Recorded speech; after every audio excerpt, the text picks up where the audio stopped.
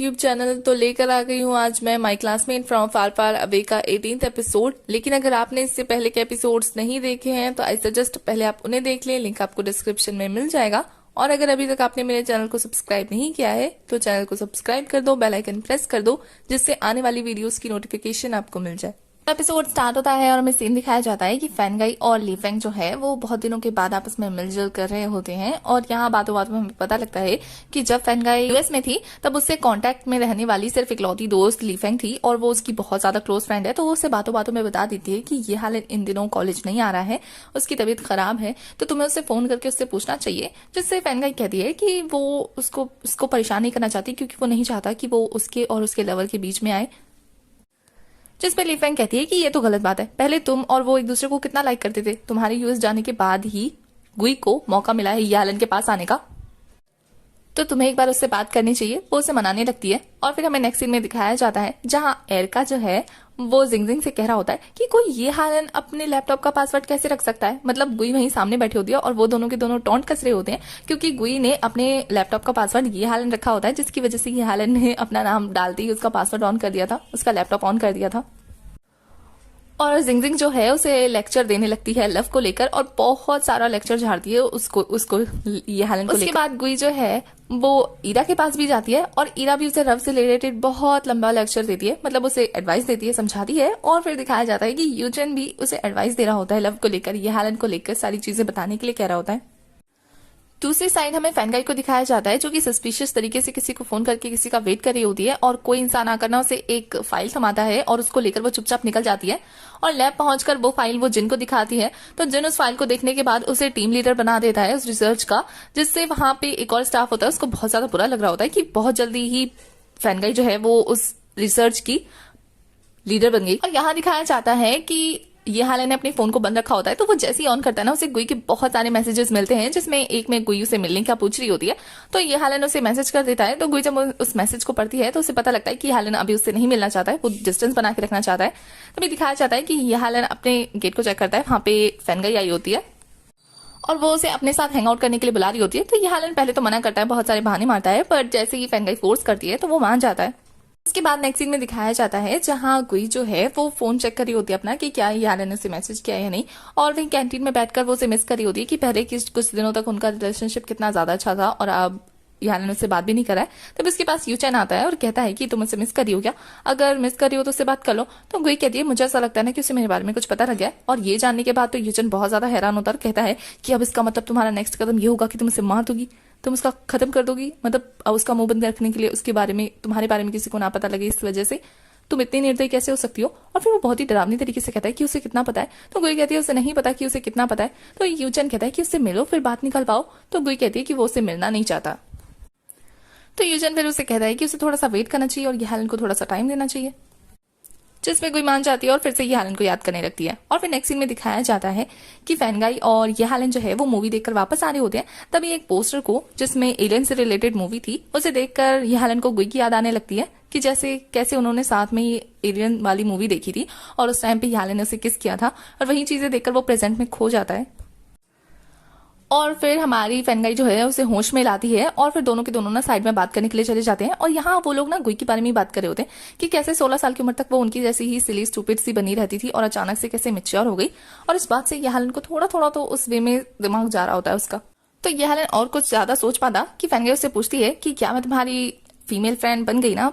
तो यालन इस पे कुछ नहीं बोलता है, मतलब बन गई है। इसी तरफ गुई को दिखाया जाता है जो कि रात को यालन के फोन का वेट कर रही होती है और सोच रही होती है कि क्या उसे कॉल करे या ना करे। तभी उसकी आंख लग जाती है, फिर उसका फोन बजता है तो उसे लगता है जैसे यालन हो, लेकिन ये होता है जिन, जो कि उसे एक्सेप्ट कर लेता है उसकी इंटर्नशिप के लिए लैब में। जो बात जानने के बाद गुई खुश होती है। और फिर हमें नेक्स्ट सीन में दिखाया जाता है कि ये हालन ने जिंगजिंग को बुलाया होता है सी साइड पे और वो उससे पूछता है कि तुम्हें याद है एक बार गुई जो है वो एडमिट हुई थी हॉस्पिटल में यहाँ से जाने के बाद, तो तुम बता सकती हो कि वो एडमिट क्यों हुई थी। जिस पे जिंगजिंग जो है उसे सारा किस्सा सुनाती है जो भी फर्स्ट एपिसोड में हुआ था, गुई का वाटर के अंदर डूब जाना और उसके अंदर एलियन की वो शक्ति आ जाना।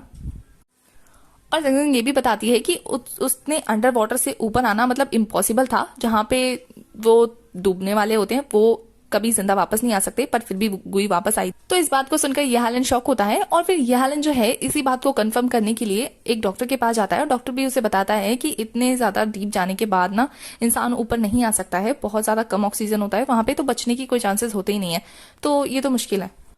नेक्स्ट सीन में दिखाया जाता है कि यहालन अपने टीचर से भी इस बारे में डिस्कस कर रहा होता है, जिन्हें इन सारी चीजों की नॉलेज होती है। तो वो कहते हैं कि कोमा से सडन उठने के बाद ना पेशेंट में बहुत सारे चेंजेस होते हैं, बहुत बार उनकी मेमोरी चली जाती है, बहुत बार वो डिफरेंट पर्सनैलिटी में चले जाते हैं। अगर तुम्हें इस बारे में डीप तरीके से नॉलेज चाहिए ना, तो वो उसे एक प्रोफेसर से मिलाएंगे जिसका नाम प्रोफेसर हान है। तो वो उसे ना लेकर जाता है उस प्रोफेसर के पास, जो कि एक लेडी होती है, और वो उसे और भी बहुत सारे पेशेंट से मिलवाती हैं और कहती है कि बहुत सारे लोगों की पर्सनैलिटी ऐसे चेंज हो जाती है कि वो सडनली ना 45 साल से एक 5 साल के बच्चे में कन्वर्ट हो जाते हैं, और वो बहुत सारे लोगों को दिखाती है। और फिर वो बताती है कि कोमा में जाने की वजह से लोगों की पर्सनैलिटी चेंजेस हो जाती है, थोड़ी देर के लिए मेमोरी लॉस हो जाती है, वो अपनी आइडेंटिटी तक भूल जाते हैं, कुछ लोगों को ही भूल जाते हैं, जिस बात को यहालन रिलेट कर सकता है क्योंकि ये सारी चीजें गुई के साथ हुई थी। और फिर नेक्स्ट सीन में दिखाया जाता है कि यहालन अपने डैड के पास आता है, तो उसके डैड जो है उससे पूछते हैं कि वो इन दिनों कॉलेज क्यों नहीं जा रहा है, क्योंकि उसके प्रोफेसर ने बताया वो 2 हफ्तों से कॉलेज नहीं जा रहा। जिसके बाद यहालन उनसे बहस करने लगता है कि क्या उन्हें उनकी फिक्र है या अपने आगे की कंपनी को कोई हैंडल करेगा या नहीं, अगर इस तरह से वो लापरवाह बनेगा। जिस बात पे दोनों की बहुत ज्यादा बहस हो जाती है और यहाँ उसके डैड बहुत ज्यादा गुस्सा हो जाते हैं। उसके बाद नेक्स्ट सीन में दिखाया जाता है कि जिन जो है वो गुई को सारा लैब दिखा रहा होता है, क्योंकि अब वो इंटर्नशिप के लिए अब लैब में आएगी, तो वो उसको सारी डिटेल बता रहा होता है। तभी उससे फैनगाई मिलने आती है। फैनगाई को भी पता होता है कि गुई यहाँ पे न्यू है, तो वो उसे कहती है कि मैं बाकी का तुम्हें डिटेल दे दूंगी, क्योंकि जिन सब कुछ उसके ऊपर छोड़ के चला जाता है। और फैनगाई उसे वहां पे सफाई करने के लिए बोलती है, क्योंकि अब वो उसे बदला तो लेगी। तो गुई उसे कहती है कि मैं यहाँ इंटर्नशिप के लिए आई हूँ, सफाई करने के लिए नहीं। तो फैनगाई उसे कहती है कि उसे कॉफी भी लाना है और सफाई भी करनी है, और ये बोल के वो वहां से चली जाती है। तो हमारी गुई को ना चाहते हुए भी सफाई करनी पड़ती है। तो सफाई करते करते ना उसे वही स्टाफ टकरा जाता है जो उस टाइम पे ऑफिस में था, और उसे भी पता होता है कि गुई न्यू है, पर वो उसे सफाई करते हुए देखकर कहता है कि तुम्हें सफाई करने के लिए किसने बोला। तो गुई उसे कहती है कि उसे फैनगाई ने बोला है। तो वो उसे मुंह बना के जाने लगता है और कहता है अच्छा उसने। तो गुई उसे कहती है कि क्या तुम्हें उसके बारे में कुछ पता है। तो वो चुपकी से उसे कोने में ले जाता है और कहता है कि किसी को मत बताना, मुझे ऐसा लगता है ना कि ये लड़की कुछ सस्पिशियस है। मतलब जो उस पत्थर के बारे में कोई रिपोर्ट नहीं दे पाया था, वो सडनली इतनी सारी रिपोर्ट कलेक्ट करके ले आई, और उसने जैसे ही उसको जमा किया ना, वो हेड बन गई उस रिसर्च। गुई को ये बातें थोड़ी अजीब लगती है। और फिर नेक्स्ट सीन में दिखाया जाता है कि गुई ना केस स्टडी कर रही होती है, बहुत सारी फाइल्स को स्टडी कर रही होती है, और उसे जिन देख रहा होता है। तो जिन को फिलहाल तो सब कुछ नॉर्मल लगता है क्योंकि गुई अपने काम में बिजी होती है। तो वो उसके वहां से जाते ही हमें दिखाया जाता है कि गुई को पता होता है कि जिन उसे देख रहा है। और फिर नेक्स्ट सीन में दिखाया जाता है कि जिंगजिंग और एरका जो है वो वेकेशन के लिए जा रहे होते हैं, जिस बात में हमारी गुई को थोड़ा अच्छा नहीं लग रहा होता है, पर फिर भी उन्हें जाने देती है। तो जिंगजिंग के साइड हटते ही ना वो एरका से कहती है तुम तो कह रहे थे कि ये लव शव की चीजें जो है वो बेकार है, हमें अपने अर्थ पे जाना चाहिए, तो उन सारी चीजों का क्या हुआ। जिसपे एरका कहता है कि मैं इतने सालों से अपने अर्थ पे हूँ, कुछ दिनों के लिए यहाँ आ गया हूँ, तो क्या दिक्कत है, थोड़ी सी मौज मस्ती कर लेनी चाहिए, थोड़ा सा ब्रेक ले लेना चाहिए। और ये बोल के ना वो जिंगजिंग के साथ वेकेशन पे निकल जाता है और गुई अकेली हो जाती है। और यहाँ नेक्स्ट सीन में यहालन के डैड को दिखाया जाता है, जो कि उसी प्रोफेसर के साथ होता है, और उसके साथ एक और लड़का होता है जिसपे वो लोग एक्सपेरिमेंट करने वाले होते हैं। तो वो लड़का कहता है कि तुम लोग कोई केमिकल वाली ड्रग्स तो मेरे ऊपर इंजेक्ट नहीं करने वाले हो ना। जिसपे प्रोफेसर उसे बताता है कि वो बस उसके ऊपर का साइड इफेक्ट देखना चाहता है, उन्होंने एक नई दवाई बनाई है। उसके बाद वो यहालन के डैड से परमिशन लेकर वो इंजेक्शन लगा देता है उसकी बॉडी में। बट वो लड़का जो है वो सडनली थोड़ा सा अजीब रिएक्ट करते हुए उसकी बॉडी में रेड रेड चमकने लगता है कुछ, और उसके बाद वो कॉन्शियस हो जाता है, वो बेहोश हो जाता है। जिस पे प्रोफेसर बताता है कि थोड़ी देर के लिए बेहोश हो गया, मतलब ये फिर से फेल हो गया। जिस बात पे यहालन के डैड गुस्सा होते हैं और कहते हैं कि तुम मुझे इतना सारा टाइम बस वेस्ट करने के बाद, इतना सारा पैसा लेने के बाद तुम मुझे ये चीजें दिखाते रहते हो बार बार, क्या तुम जल्दी नहीं कर सकते कुछ। तो प्रोफेसर जो है वो यहालन के डैड से कुछ और टाइम मांगता है। और दूसरे सीन में हमें दिखाया जाता है कि गुई जो है वो यहालन के कॉलेज में पहुंच गई होती है, और वहां जाके ना क्लास के स्टूडेंट से उसके बारे में डिटेल निकलवाने की कोशिश करी होती है। तो वहां से पता लगता है कि यहालन ने सिक लीव ले रखी है कुछ दिनों के लिए, और वहां वो लड़की ना कुछ प्रोजेक्ट्स भी देती है जो कि यहालन को सबमिट करना होता है, बट वो गुई को दे देती है ताकि वो यहालन को दे दे। दूसरी तरफ फैनगाई जो है वो यहालन के घर से जा रही होती है, तो ये यहालन उसे बार बार आने से मना करता है। बट फैनगाई कहती है कि वो जानती है उसकी गर्लफ्रेंड है, बट वो उसकी दोस्त है तो वो मिलने आ सकती है। तो यहालन उससे बात कर ही रहा होता है कि दूर से गुई जो है वो उन दोनों को साथ में देख लेती है, और उसे बहुत ज्यादा अजीब लगता है। और यहाँ हमारी फैनगाई जो है वो यहालन को किस कर लेती है, और ये देखने के बाद तो गुई का दिमाग बिल्कुल फ्यूज हो चुका होता है, और वो बेख्याली में यहालन के डॉक्यूमेंट्स में गिराते हुए चली जाती है। उसे बहुत ज्यादा बुरा लगता है। दूसरे सीन में यूचन को दिखाया जाता है जो कि अपने फ्रेंड के कैफे में काम कर रहा होता है। तभी उसके पास गुई के फोन से फोन आता है, तो वो उठाता है तो उस पर ईरा बात करी होती है। तो वो इस बात से शॉक होता है कि हीरा के हाथ में गुई का फोन है। तो हमें नेक्स्ट सीन में दिखाया जाता है कि गुई जो है एक पोल से सटकर डांस कर रही होती है बिल्कुल पागलों की तरह, और ये चीज वहां पे खड़े होकर ईरा और यूचन देख रहे होते हैं। तो यूचन पूछता है कि क्या मेरी सिस ने ड्रिंक किया है? तो वो ईरा उसे कहती है कि नहीं, उसने तो बस आम का हलवा खाया था। और फिर दिखाया जाता है कि वो दोनों बैठकर वही चीज खा रहे होते हैं।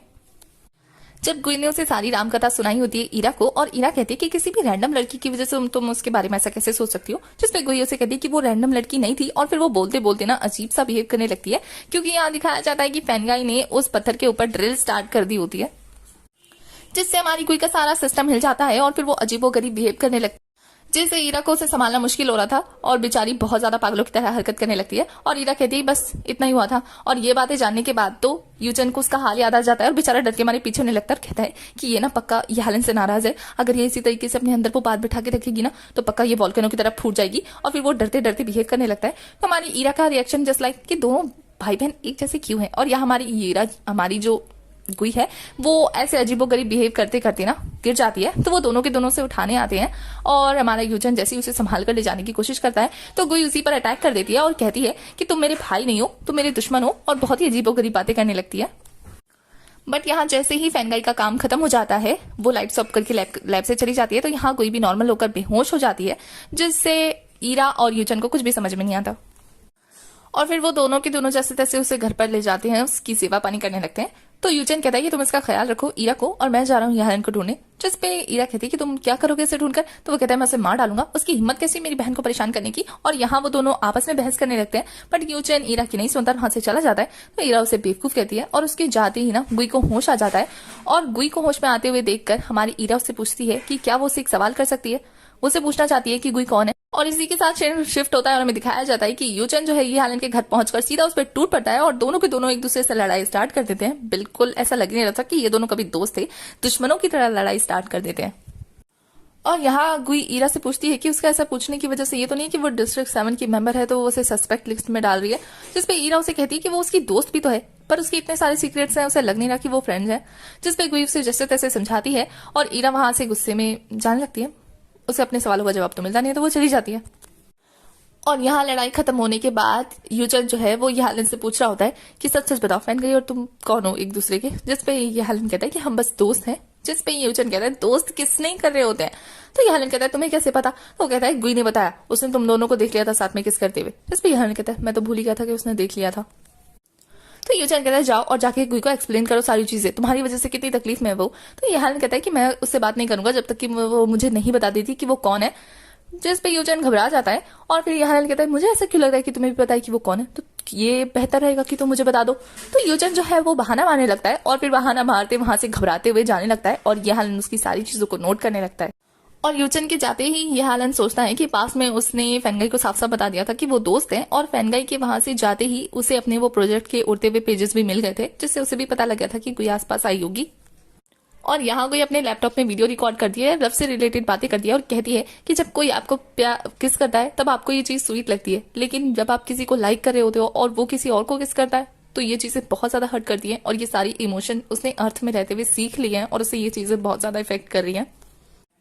और नेक्स्ट सीन में दिखाया जाता है कि उसी स्टाफ के ऊपर ना फैनगाई बहुत ज्यादा गुस्सा कर रही होती है। तो ये हमारी जो गुई है वो उससे दोस्ती कर चुकी होती है, तो वो उसके लिए लंच लेकर आई होती है और लंच करते टाइम पे उससे पूछती है कि फैनगाई उस पर गुस्सा क्यों कर रही थी। जिसपे वो स्टाफ बताता है कि उसी की गलती थी, उसने एक इंपॉर्टेंट नोट नहीं लिखा था जिसकी वजह से वो उस पर गुस्सा करी थी, क्योंकि अब वो मैनेजर बन गई है ना।